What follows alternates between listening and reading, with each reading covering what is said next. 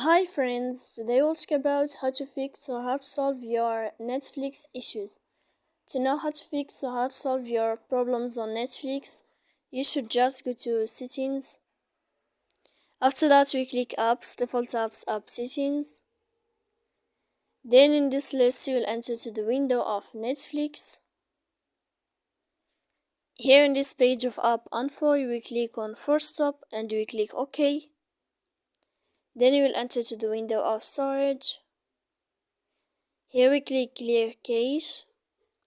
Don't click clear data because that can cause you errors in your app. And in the end of all these steps you can turn off your Wi-Fi.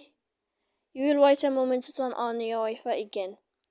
So please don't forget to support us by like and subscribe. See you next time in another video and thank you for your attention and your watching.